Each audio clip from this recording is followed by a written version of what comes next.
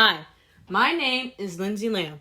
I'm a soon-to-be graduating senior of Bishop McNamara High School, and I'm an ambassador in Girl Scouts.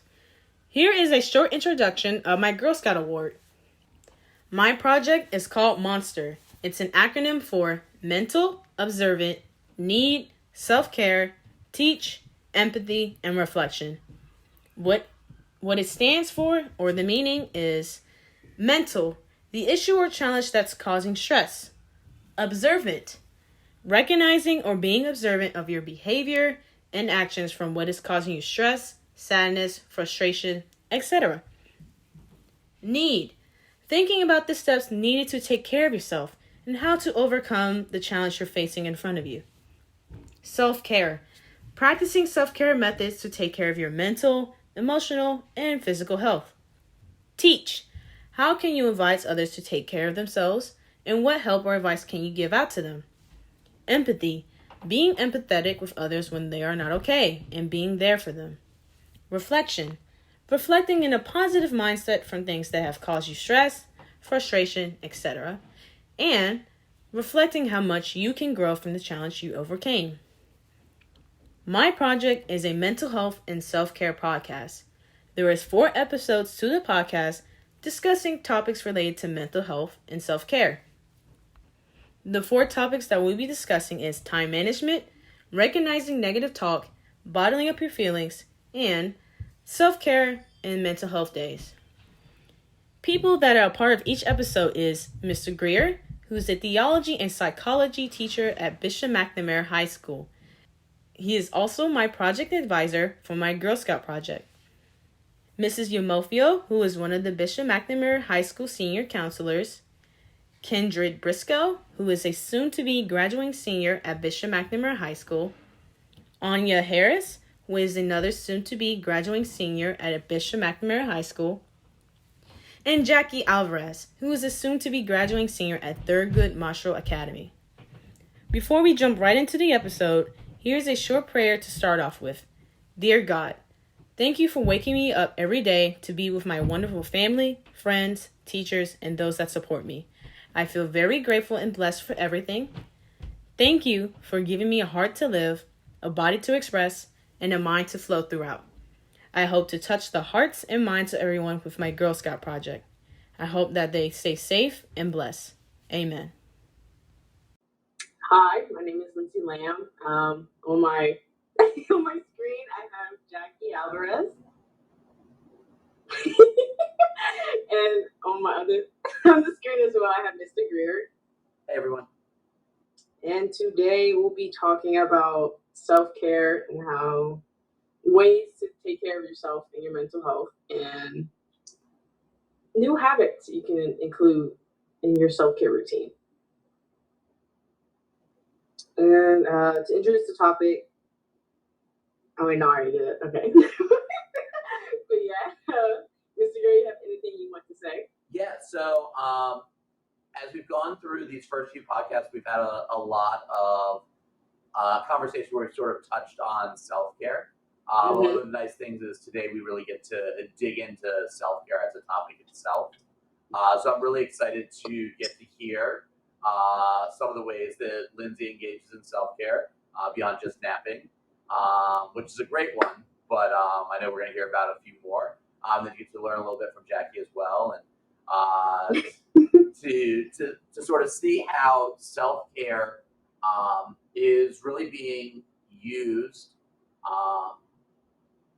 by people right now. And this has been a huge topic recently, going back to this past Summer Olympics with Simone Biles and with Naomi Osaka in tennis. We've been seeing more and more conversations come up about self-care and the need to take mental health days and make sure that we are keeping track of our mental health.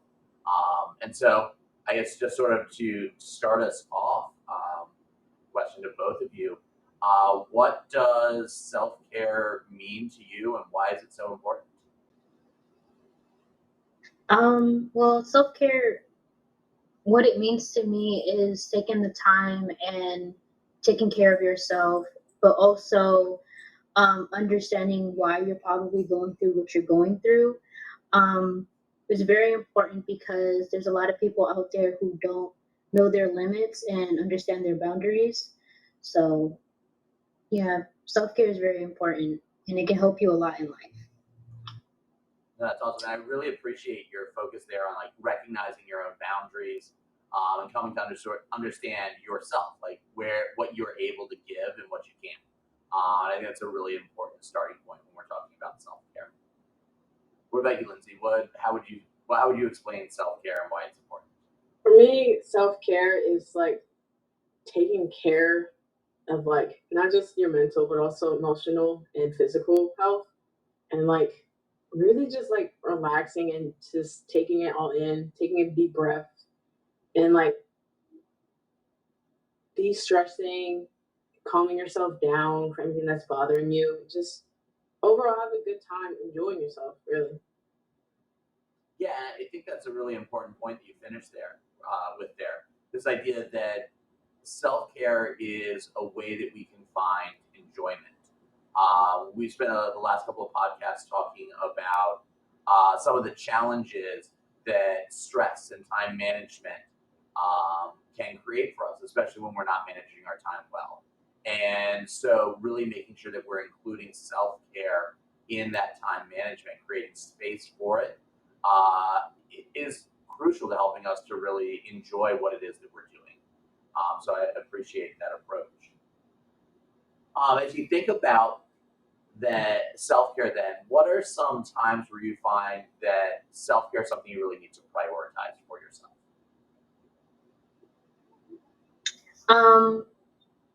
To answer your question, it could be when you feel very overwhelmed and when you feel as you don't have any type of control. That's when a lot of people start to realize they need to put themselves first. So that's one way people will put that first for them. For me, it would be the same with if I'm too overwhelmed or stressed out, or if I'm letting my negative emotions take over my mindset, depending on what it is, and also realizing that I need to take a break from things from time to time instead of just always overworking myself. Awesome. Yeah. So really being able to find those moments when we can't get out of our own head, or we just can't seem to find that easy solution. Is a great time to take a step back and just calm ourselves back down and allow ourselves to refocus. So thinking about yourselves and your stories as you've gone through lots of different things, what would be a time where for you, a little more specifically, like you're like, okay, self-care is needed right now. Here's why. Here's what I want to do. Here's how I'm going to take care of myself. I would say when you really don't feel like doing anything, like getting out of bed or like going to go take a simple shower or brushing your teeth. If you're like feeling that way every morning, I feel as though that's the time where that hits people, and it hits me sometimes. So I would say that when I can't even get out of bed.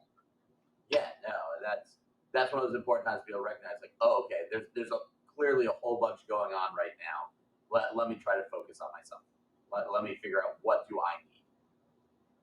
So, Lindsay, when you find yourself in one of those moments, it's like, okay, I clearly need something. Aside from a nap, what's your go-to? My go-to, I said this in last episode, drinking hot chocolate with milk. It's one of my best favorites. It makes me happy. Other self-care, watching a funny show or cartoon, it kind of like takes me back to a mindset of like feeling young and like just as a kid watching cartoons and stuff. But what is it? To answer your question, when I recognize when I need to like do more self care, is when like in moments where I have too much on my mind all at once. Like I have to do this, I have to do that. That's moments like that I will need to like focus on taking care of myself. Yeah, good. And we talked about that in a previous previous episode, right, we were talking about those tasks starting to pile up, and sometimes you just have to be like, okay, tasks will sit there, they'll stay. I'm gonna have myself a nice cup of hot chocolate, listen to a little bit of music, and then jump back into it, right?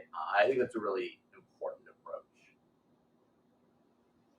Now, here's the thing, right? Both of you, I would say at this point, are pretty skilled when it comes to doing self-care and knowing what it is that you need.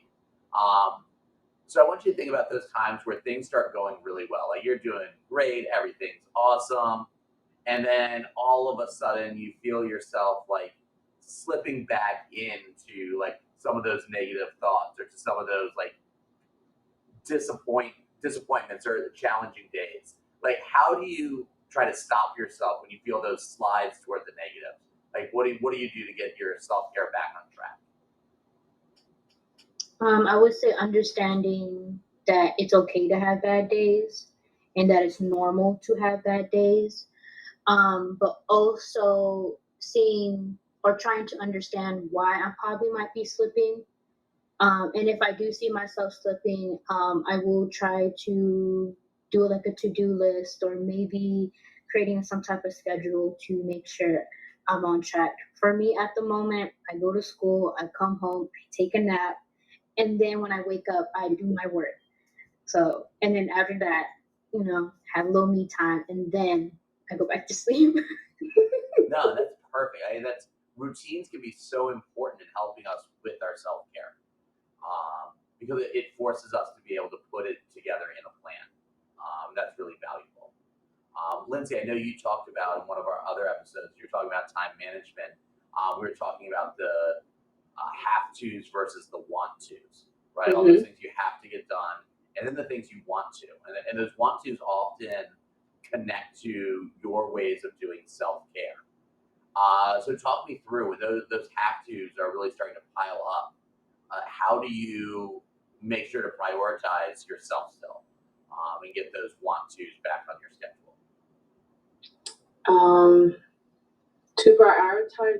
To prioritize myself more, I would, of course, take breaks in between the tasks, but mainly just like, let's say like I'm done with the thing I need to get done. I would like take like maybe a longer break, like a self-care break, and like do some self-care for like maybe however long I want to. I'm not gonna say an hour, because then I also feel like if you time restrict yourself to do stuff, it will kind of mess up, or not mess up, but just not really go with like time management in a way, or just scheduling. If that makes sense. Sure, it can work in some cases for some people, but I know that it doesn't work out for me. So Great. So one of the things that's starting to become a more common talking point are mental health days, right? I can think back to when I was in school.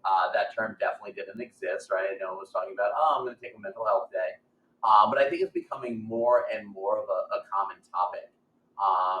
And I think if we look at the most recent Olympics, we look at someone like Simone Biles, who was like, you know what? I can't go out and compete today. My mental health is not there. And that puts my physical health in danger, right? She's going out, she's doing all of these challenging routines where she can literally lose her spot in the air. And yet there were a lot of people who were really upset that she would take a mental health day like that. So what is your perception of a mental health day, and why is it so valuable for you?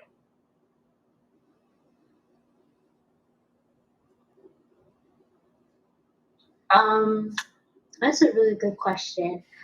Consider that I did the sport that Simone Biles did. It's very important to have your head in the right space, especially if you're doing competitive competitions like that. There's a lot of pressure, and if your mind is everywhere and you're about to do a vault, it could be really bad. I know I used to force myself to go out and practice, and I did get injured a lot by just doing that, even though I had a lot of stuff going on. So it's very important because it could,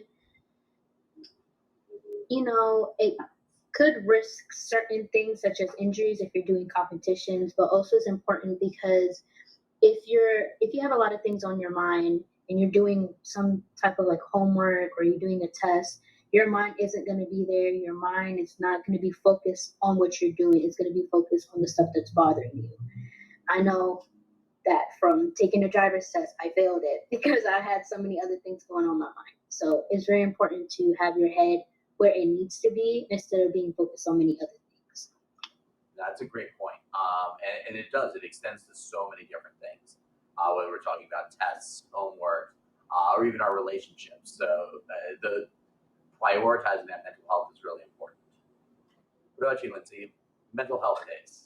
I also agree with Jackie on what she says, and also find it really encouraging that Simone Biles did that for for her health and taking care of it and everything.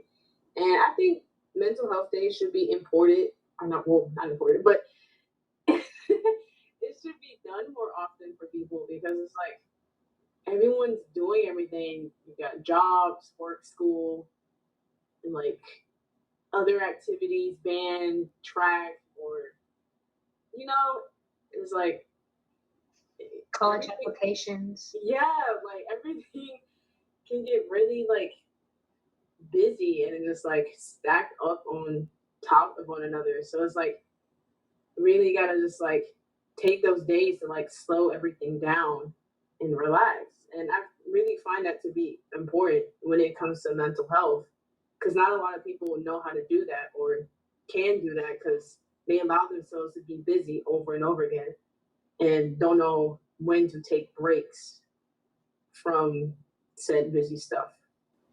Yeah, and I think we're seeing this more and more, right? Especially for teenagers. I mean, you guys are being pulled in so many different directions. And we expect that you all are going to do all of those at the highest possible level, right?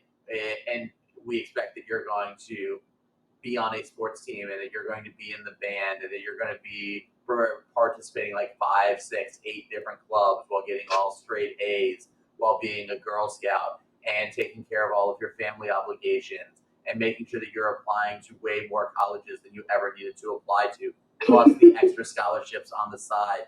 And then we expect you to just just take a break, relax.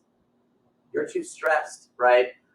So yeah, I think you're right in saying that these mental health days are something that's really potentially valuable for people. It's very rare that we look at our calendar and it's not filled with things to do. That's one of the fun things that Google Calendar does, apparently. I haven't seen this because I'm as bad as everyone else when it comes to keeping my schedule light. But apparently Google Calendar will be like, you have nothing scheduled for today. And it'll like pop up and send you an email. I've never gotten one because I always have too much scheduled for a day. But it seems like a really cool concept. And I think it ties in really nicely this idea of mental health, just being able to sort of step back and take a moment to breathe. So here's the obnoxious high school teacher question. Have you taken a mental health day? You take a day off of school just so you could like decompress a little bit? Anyone done it? No. Mm-hmm. What was the question? I'm sorry. That's okay. Have you actually taken for yourself a day off of school and been like, I'm taking this, it's a mental health day? I have. Yes. Good job. But it was the worst day that I took it though. Oh, well, that's unfortunate. It was a time essay, and I was like, no, I can't do it. I can't do it. Fair. It's a real. I'm getting Lindsay now. It's a really interesting concept, right? We all are told like, oh, you're sick, you can't go to school, right? When we have a cold or the flu, or we've now made it through 2 years of a pandemic, right? And we're constantly being told, oh, if you're sick, don't come to school. But we don't get the same thing when it comes to mental health. And so I think that's a really interesting concept as we're moving forward, this idea of mental health days.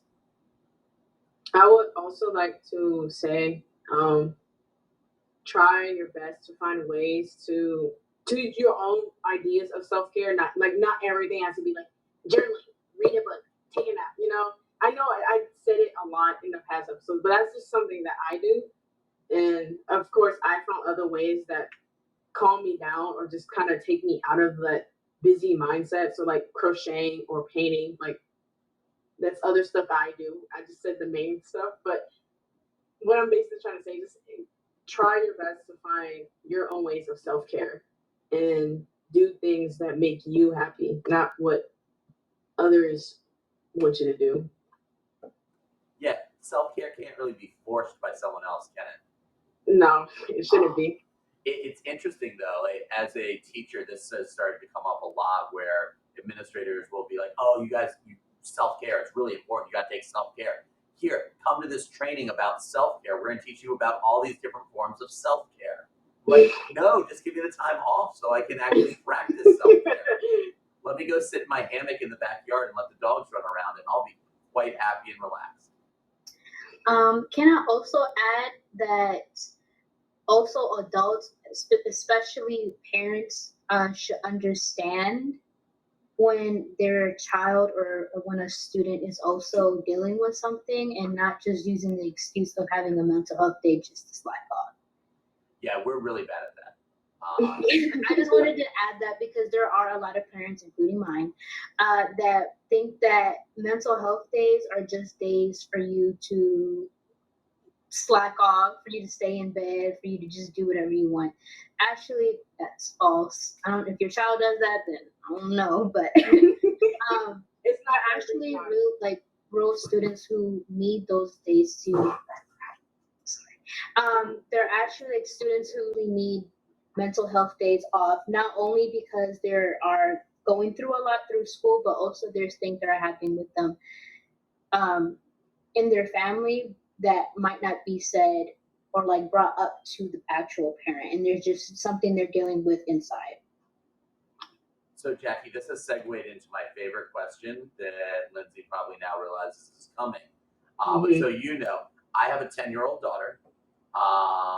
And so one of the questions that I keep asking is when it comes to, and today's topic, self-care and mental health, what advice would you have for your 10-year-old self? I know that's the reaction I get every time. That's why I love this question. Don't worry, Lindsay can go first. She's answered it a whole bunch.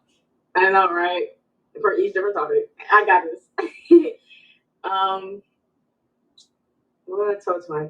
I would say try to relax more because you're only a kid at the time, and you really grow up fast, like a lot of people say. So I was like, just enjoy your time being a kid at 10 years old.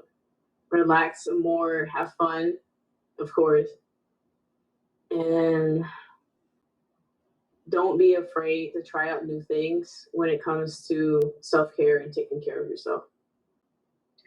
I would say to my 10-year-old self that it's normal for families to go through something traumatic, and that whatever feelings that you have is valid, and it's okay to feel not okay, and just be yourself.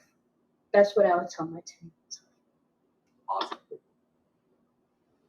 So you both play lots of different roles in people's lives as friends, as family members, as colleagues with classmates that maybe you're not friends with but spend time with. What strengths do you bring to the concept of self-care and mental health that you would be able to share with them or teach those friends if they were struggling with figuring out self-care for themselves? I would say using hygiene as a way of self-care. I know some people, for them to relax and de-stress is actually taking care of their skin or actually taking showers and stuff like that, doing hygiene routines type of thing. I think I could bring that to the table for people. Great. For me, it would be encouragement to like encourage them about self-care and different ways they can take care of themselves, but also just like I guess kind of like the way I give out advice nowadays. I'm kind of noticing this a little bit, just like deep thinking. If that makes sense, I don't know. Just basically, just like have a conversation about you know um, about ourselves and what we can do to be better, not just through self care, but just overall. And I think that's how I can teach and help others about self care and mental health. Great. As we look at this then of self-care, right? This has become a really popular buzzword, right? Something's going wrong. Self-care. I'm a little bit disappointed. I'm sad. Self-care. But we also then tend to sort of overplay it. How do we know when what we're experiencing might be too much, or that what we're feeling, though valid, is overwhelming or too significant? Like, how do we determine like where those differences or where that line might be between solve it with self care or I need to reach out to others? I would say that if you're having a difficult time, like learning something, or you're noticing that you're getting bad grades in a class, that's just something that you personally need to work on, as in like reaching out to going to office hours if you have that at your school, reaching out to the teacher, can you explain this to me more, or reaching out to students that are doing better in that class than you. So those type of situations, just those certain like that are similar to that type of situation, is something that you just have to fix. But if we're talking about, I've been feeling sad for like a month and a half, and I don't feel like I can get out of bed, or I'm so sensitive, like I'm like emotional all the time, or I'm having negative thoughts, or you went through something traumatic and you don't know how to cope with something, that's when you really have to, that's self-care type of work. So there's two different types of genres, I would say. Yeah, and I think that's a really good point too, because self care can also be I need help. Let me find the people that can support me, right? Whether that's a friend, whether that's a family member, whether that's a teacher or a counselor, or even going the route of professional help, right? All of those are ways of developing self care, because you're recognizing the needs that you yourself have, and I think that's really important. And I think it can be hard to figure out sometimes. Oftentimes as we talked about, Lindsay, in a previous episode, start saying, well, I don't want to burden other people. This is a me thing I have to figure out, I have to take care of. But the reality is that there are so many people who are here ready to support you and to help you out. And I think that's a really important part of self-care. Anything you want to add to that, Lindsay? I would say I also agree with Jackie and what you're saying, in that when it comes to like seeking for help, it's not going to be easy, but like if you give it a try and open up a little bit more, it'll start to like just kind of flow all like the negatives out of you and just kind of focus on getting better and just working on yourself. And that really just don't try to rush the process of like self-care as well, because then you're not really doing it for yourself. You're just like just doing it just to do it because oh, self-care, like, but no, it's like self-care. This is like you're actually like taking care of yourself, not just doing it because it's a word or a phrase or for the meeting. Great. So this is the time when we, in our podcast, where we take a little bit of time to reflect back, and think about where we've been when it comes to our self-care routine, where we are right now, and where we want to get in the future, right? What do we want to be able to develop as far as our understanding of mental health and self-care in the next, say, 4 or 5 years. All right, so again, where we've been, where we're hoping to get to, and where we are right now. Okay, so you said where I've been. Yep. What's the other one? Where you are right now. Where am I right now? And where you want to be. Okay, so where I was, I would say with self-care and just mental health in general, I would say that, what is the word? My vocabulary is so bad. No, your vocabulary is growing and developing. It's growing and developing. Hashtag growth mindset. I would say I didn't know a lot about self-care and mental health.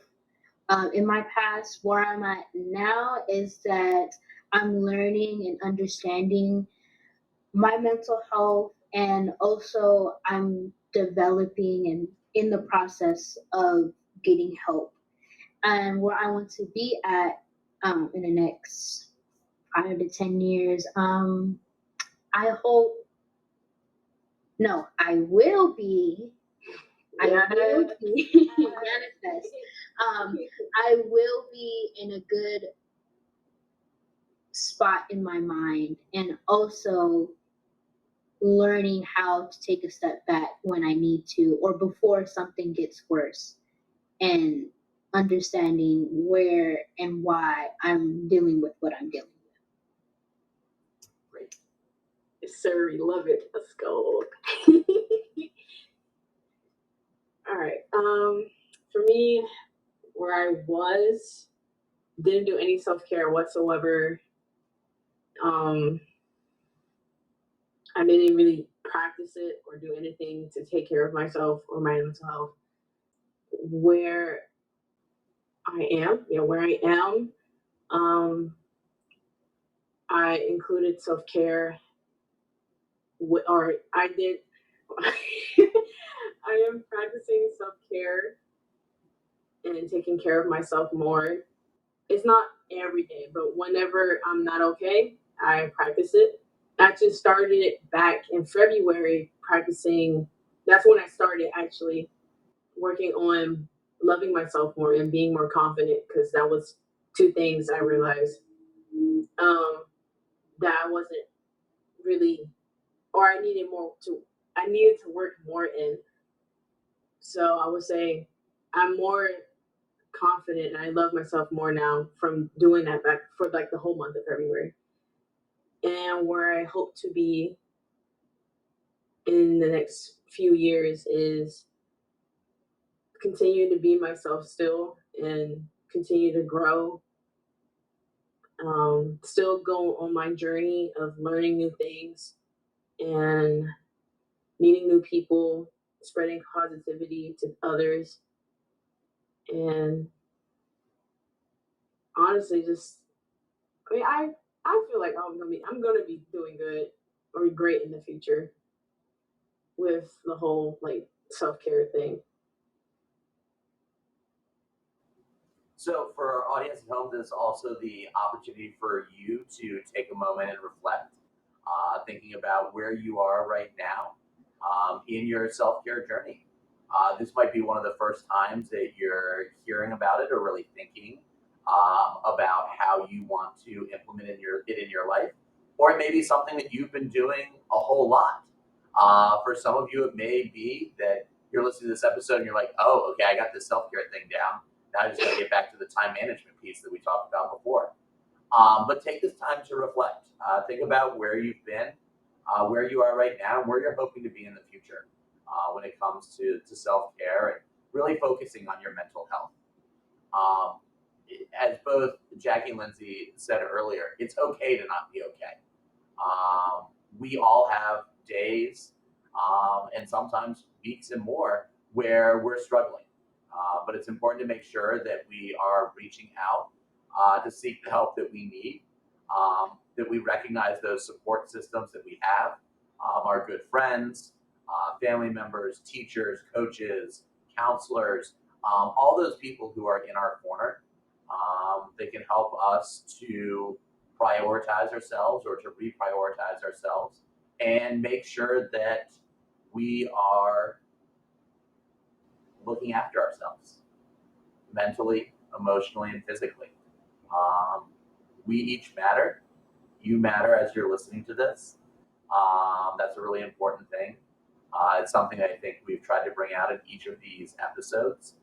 But as we sort of wrap up this fourth episode, I hope that the stories that were shared today give you a little bit of an idea about how you can continue to grow and develop and take care of yourself. So Lindsay, I'll turn it back over to you. Alrighty then. Thank you, audience, for tuning in. This is our last episode. There's only 4 episodes of this podcast. I hope we were able to cover most of the things related to mental health and self-care. Thank you, Jackie, for being a part of this episode. It's really been great and a pleasure to have you here. No problem. It's nice to see you again. It really was.